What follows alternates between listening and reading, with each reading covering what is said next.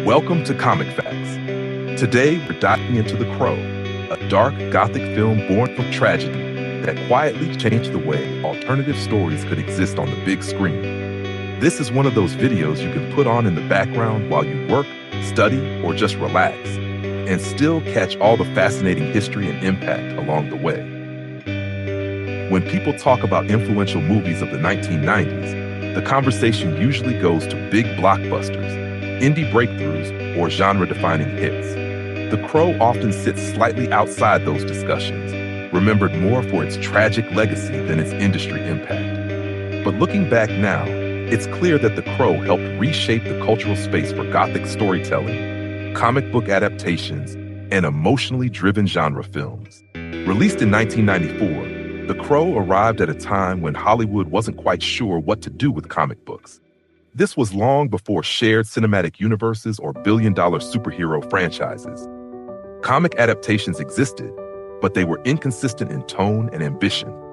Studios treated them cautiously, often flattening their more stylized or subversive elements to appeal to wider audiences.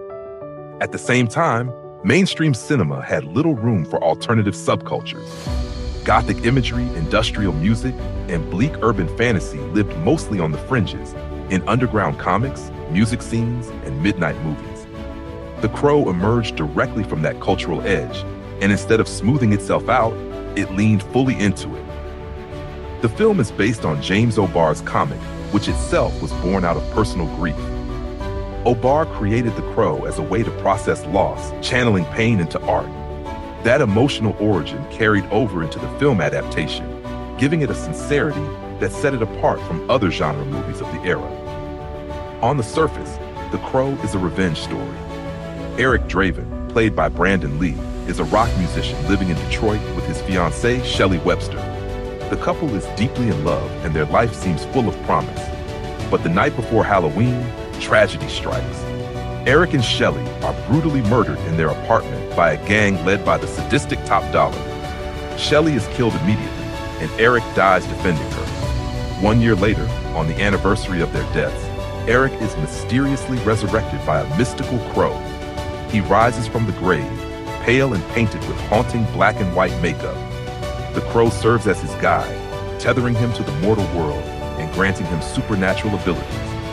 With this power, he begins a meticulous quest to avenge Shelly's death and confront those responsible. Eric's journey begins quietly, but with intensity. He first confronts the low-level gang member Top in a tense alleyway scene. Eric's presence is almost supernatural, calm, deliberate, and silent. He doesn't rush or shout. He simply imposes a presence that terrifies the criminal.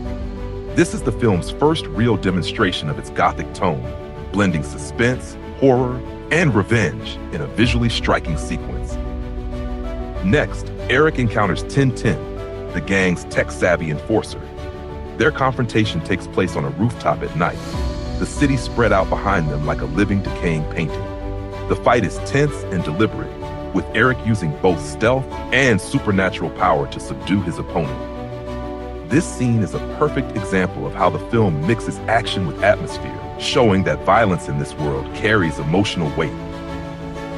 Eric's journey is punctuated with quiet, reflective moments. He often returns to the abandoned apartment he once shared with Shelly, wandering through the memories that linger in the space. Here, the film emphasizes grief over spectacle. Rain pours through broken windows, and the soundtrack, a moody mix of industrial and alternative rock, underscores the isolation and sorrow that defines Eric's existence. As Eric closes in on Top Dollar, the gang leader, the stakes escalate. Top Dollar is not only violent, but cunning and manipulative. Their confrontations are layered with symbolism, shattered mirrors, looming shadows, and rain that seems to wash away both the city and its sins. Each encounter forces Eric to confront not only his enemies, but the lingering grief and rage that bind him to the world of the living. Visually, The Crow was unlike almost anything else in theaters at the time. The city is perpetually dark and rain-soaked, more dreamscape than real place. Architecture looms overhead. Shadows dominate every frame. The world feels broken long before the story even begins, as if decay is baked into its foundation. Director Alex Proyas approached the film as a living graphic novel, prioritizing composition, texture, and atmosphere. Every alleyway, rooftop, and interior space feels deliberately heightened, reinforcing the emotional state of the characters rather than the logic of reality. Music plays a crucial role in this identity. The soundtrack blends industrial rock, alternative metal, and moody post-punk, genres rarely centered in major studio films at the time. Bands like The Cure, Nine Inch Nails, Stone Temple Pilots, and Pantera didn't just accompany the film. They became part of its emotional language. Songs are placed in key scenes to amplify emotion, from Eric rising from the grave to his quiet moments of reflection in abandoned buildings. Then there is Brandon Lee. It's impossible to talk about The Crow without acknowledging the tragedy that occurred during production. Lee's accidental death transformed the film into something far heavier than originally intended. What was meant to be a dark fantasy suddenly became a meditation on mortality, unfinished work, and the fragility of life. Rather than abandoning the project, the filmmakers made the difficult decision to complete it. Through careful editing, body doubles, and early digital effects, they preserved Lee's performance, and in doing so, preserved the emotional core of the film. Brandon Lee's portrayal of Eric Draven is restrained and haunting. He isn't played as a traditional action hero. Instead, Lee emphasizes stillness, sorrow, and vulnerability. His performance feels less like a power fantasy and more like a ghost trying to remember how to be human. This approach quietly challenged how protagonists in genre films could be portrayed. Strength didn't come from dominance or bravado, it came from emotional truth. Eric's power is rooted in love and loss, not ego. The film also explores minor characters in memorable ways. Sarah, a sympathetic friend of Eric's, provides grounding in reality and represents the world still capable of kindness. Meanwhile, the gang members each represent different forms of corruption and decay. These contrasts highlight the film's moral landscape and make Eric's quest feel both personal and universal. After The Crow's release, something subtle began to shift in the industry. Studios noticed that audiences were willing to embrace darker material if it was handled with conviction. Tone, once considered a liability, became an asset. Films didn't need to apologize for being bleak or stylized. They just needed to commit. This influence can be traced through later comic book adaptations that leaned into seriousness and atmosphere. While The Crow wasn't a blockbuster on the scale of later superhero films, it helped normalize the idea that comic stories didn't need to be lighthearted or family-friendly to succeed. Even its imitators reveal its influence. Many attempted to replicate its look without understanding its heart. Dark lighting, trench coats, and rain became shorthand for depth, even when the emotional grounding was missing. The Crow proved that style alone wasn't enough. It worked because the pain felt real. Over time, the film's legacy has grown rather than faded. New generations continue to discover it, often during formative moments when themes of loss, vengeance, and identity resonate strongly.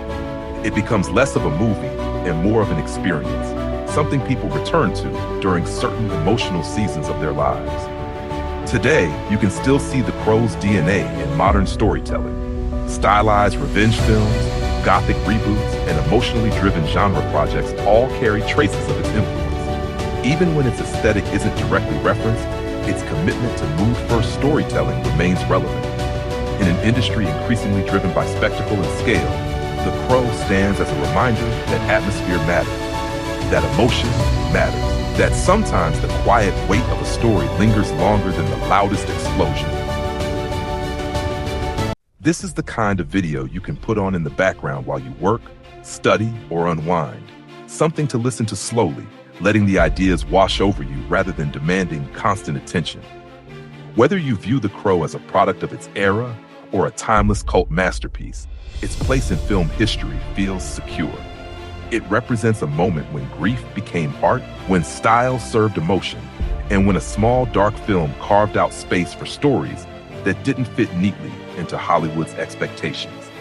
In many ways, The Crow endures because it never tried to be everything. It knew exactly what it was and trusted the audience to meet it there. Thanks so much for watching. And a huge thank you to our editor and writers for helping bring this video together. Their work is what makes stories like this possible.